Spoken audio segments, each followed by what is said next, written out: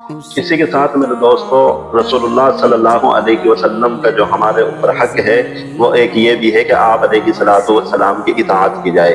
अगर आप अलैहिस्सलातु वस्सलाम की इताअत हम नहीं करेंगे तो हम किसी तौर पर भी रसूलुल्लाह सल्लल्लाहु अलैहि वसल्लम से मोहब्बत करने वाले, आप अलैहिस्सलातु वस्सलाम के आशिक कहलाने के बिल्कुल लायक नहीं हैं।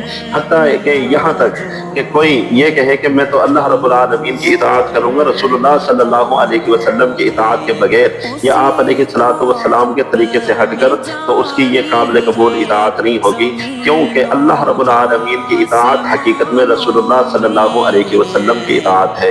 अगर अल्लाह रब्बुल आलमीन की इताअत हम करना चाहते हैं तो हमें चाहिए कि पहले रसूलुल्लाह सल्लल्लाहु अलैहि वसल्लम की इताअत करें। अगर रसूलुल्लाह सल्लल्लाहु अलैहि वसल्लम की इताअत से हम आगे निकलने की कोशिश करेंगे, आपकी इताअत से बगैर चलने की कोशिश करेंगे, तो हमारा कोई भी अमल जो है वो काबिल कबूल नहीं होगा। और उसकी सैकड़ों मिसालें हम दे सकते हैं कि रसूलुल्लाह सल्लल्लाहु अलैहि वसल्लम, अगर आपने अल्लाह के अहकामात को मानना है तो वो भी रसूलुल्लाह सल्लल्लाहु अलैहि वसल्लम की इताअत के अंदर होंगे तो वो काबिल कबूल होंगे।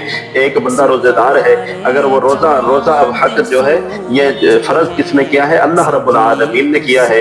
हुक्म जो है अल्लाह रब्बुल आलमीन का है, इताअत इसके अंदर रसूलुल्लाह सल्लल्लाहु अलैहि वसल्लम की करनी होगी। कोई बंदा नमाजी है, अब ये हुक्म तो अल्लाह रब्बुल आलमीन का है, लेकिन इसके अंदर जो इताअत करनी होगी वो रसूलुल्लाह सल्लल्लाहु अलैहि वसल्लम की ज़ात की करनी होगी। हज फर्ज तो है, अल्लाह रब्बुल आलमीन ने इसको फरीज़ा करार दिया है, अल्लाह रब्बुल आलमीन ने इसको फर्ज किया है, लेकिन इसके अंदर इताअत जौन सी है रसूलुल्लाह सल्लल्लाहु अलैहि वसल्लम की करनी पड़ेगी।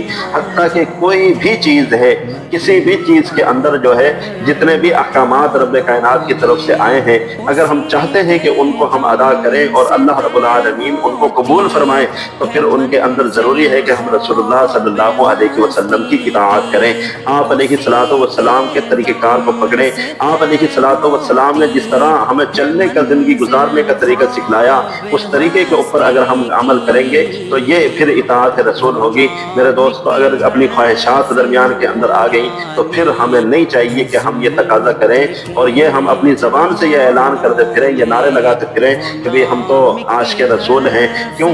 इसलिए कि आशिक़ रसूल होने का तकाजा ये है कि रसूलुल्लाह सल्लल्लाहु अलैहि वसल्लम की इताअत हर अमल के अंदर करना ज़रूरी हो।